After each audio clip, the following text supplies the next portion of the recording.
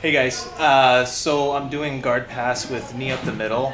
Make sure you pay attention to the details because there are a few details that you might miss that I actually might not say.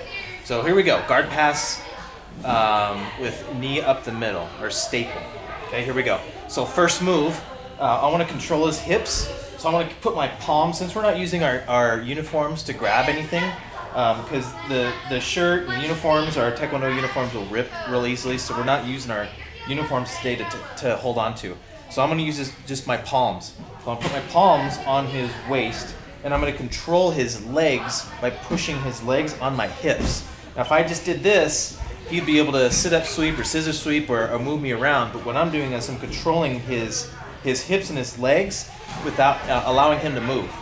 Okay, so my second move, I'm going to take my knees, I'm going to put my knee up the middle.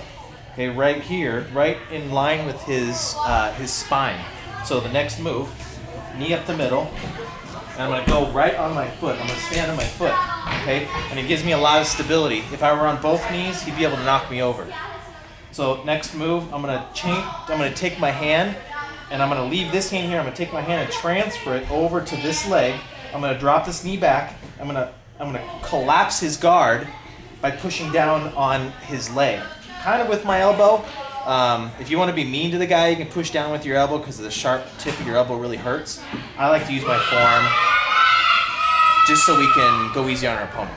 Okay, so here, drop my knee down, push down and staple that leg to the floor. Okay, next move, I'm going to transfer my hand over. I'm not picking my hand up and moving it. I'm going to transfer my hand over. Then on the inside, I'm going to take my knee and push it all the way through, calling it a staple. So I'm going to take my knee, staple down. Okay, then the other foot comes up.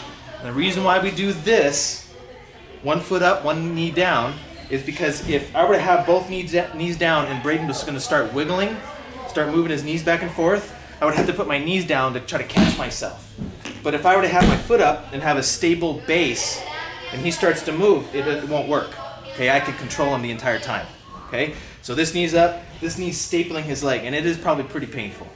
Next move, I'm going to take this hand and do an underhook right here, grabbing his shoulder. Okay, controlling this side of his body. Okay, next move, I'm going to take my hand and go underneath his head and lay on my leg. I still have the staple. See this staple right here? I still have this staple.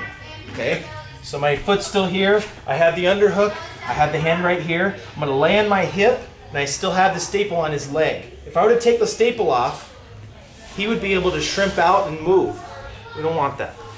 Okay, so I still have this staple down. I still have the underhook. Okay, now all I'm going to do is take this, we're right here.